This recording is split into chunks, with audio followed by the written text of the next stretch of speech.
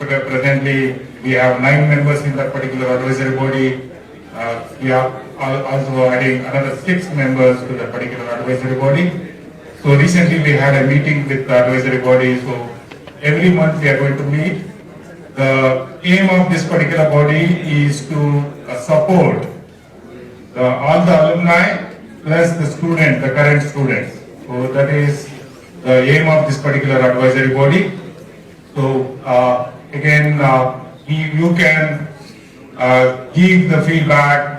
Again, that feedback we are going to discuss in advisory body, and then we are going to take action towards whatever the gaps are there. We are going to fill those gaps. Okay, so for that, advisory body is going to help us. And you have seen that alumni scholarship, the full tuition fee waiver. So we are giving from every year we are giving that particular scholarship. With that, BMSITM has also started 2 new different scholarship. One is BM Srinivasaya scholarship. Every year we are going to give the full fee waivership for 12 students. This year also we have given the scholarship for the 12 students. Also we have a BSN scholarship. This is for the CET meritorious students. This is the scholarship that is complete. A program fee waiver will be there. So this year we have given for the 3 students. So every year we have accommodated, that is for the 12 students. 12 students can get for the joint first year of engineering. For all 4 years the complete fee waivership will be there. It's our day in, day out thing that we go back and then look into it. It's just not how we walk into the boardroom or what we talk in our corporate deliverables. It's the rooted thing. I think the auntie just mentioned it's about what we are nurtured through. I am strategy management. Most of the people join IIM to learn. At the same time, it's about the alumni association that drives in. The same enthusiasm, the same integrity has been showcased by my college. I'm truly obliged. Not now, it's been that from 2010-11, Ganesh sir is in constant touch. Not only him, the teachers like Sridevi ma'am, Aparna ma'am, it's the same curiosity. The times that we have passed before was hard, I completely agree. But the generation now has a lot of opportunity, lot of things to nurture through. The ChatGPT, the 022. And I scored 100. I mean, it's not about the marks, but the way I got rid of the fear of maths. I'm thankful to you, sir. Thanks a lot for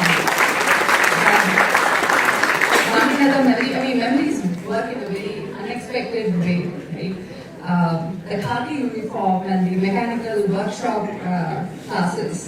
I don't know, I mean, multiple times we've been mistaken for BMTC conductors. I mean, I was embarrassed back then, but I think right now I just smile looking at it.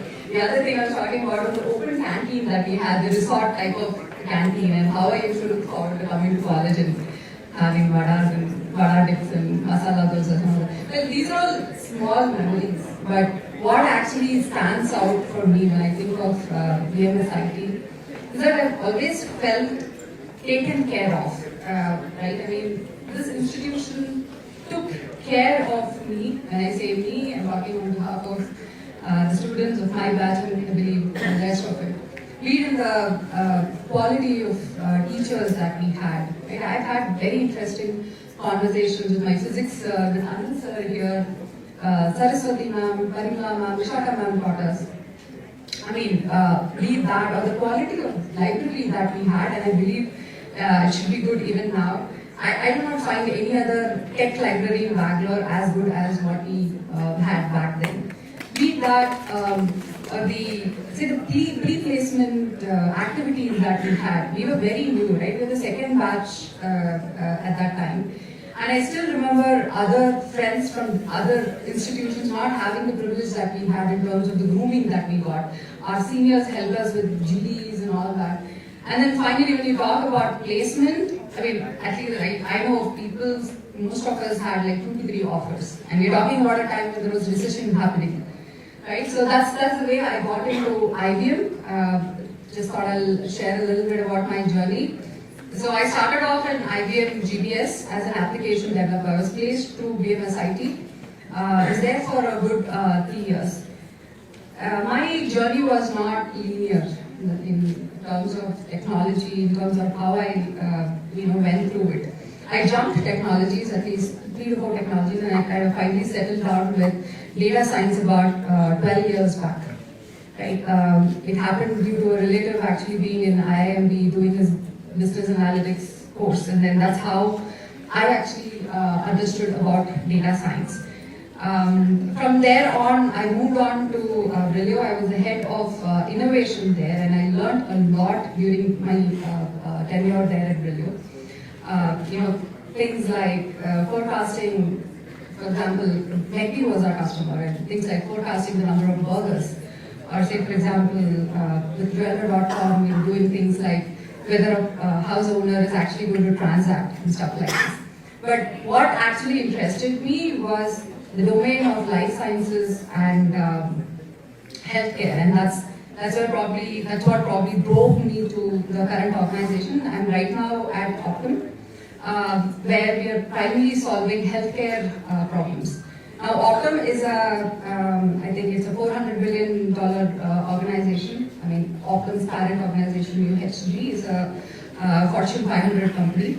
And here, what my team does is about prior authorization. Maybe we could connect after the event if you guys are interested. Maybe we could talk about how things work out there. Now, through my journey, one thing that I have learned is that you cannot stop learning.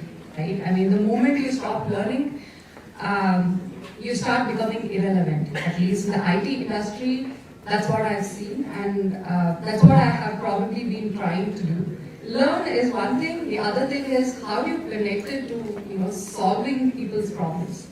Right? It is not of much use if you just keep learning. You need to apply it. You need to understand genuinely what the end user's problem is.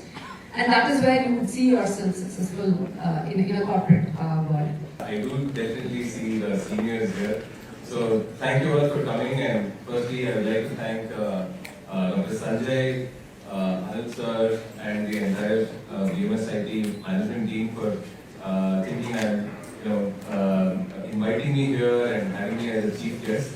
I was here for the last alumni meet, and I met Sanish sir, Jyoti ma'am. It was so nice to see everybody.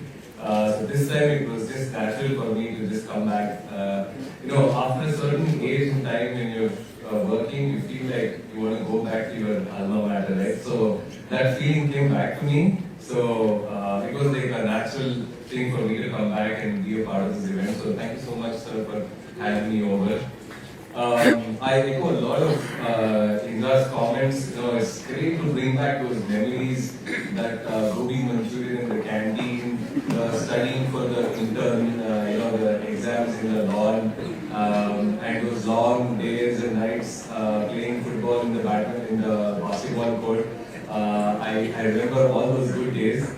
I was never a good, like an excellent student. I didn't get the scholarships and things like that. But I remember still that I had attendance shortage because of my football and basketball days back in the day. But and the one subject I didn't do very well was digital signal processing. Ironically, today I am focused a lot on digital signal processing and machine learning. In fact, I would say that I am blessed that I am one of those engineers who studied electronics and communication, and I continue to focus on this field even till today. I really have to thank my teachers here. I didn't realize the importance of fundamentals of education, studying the basics and things like that. But now, when I'm in the field, when I see new engineers, and I talk to people, I really understand that importance. So I feel really happy to come back. And not only that, after 18 years, once I come back, I'm happy to see the same set of teachers that taught me 18 years back, right? So kudos to all of you. You stay because you have that passion in you for teaching. So I'm really happy to see that.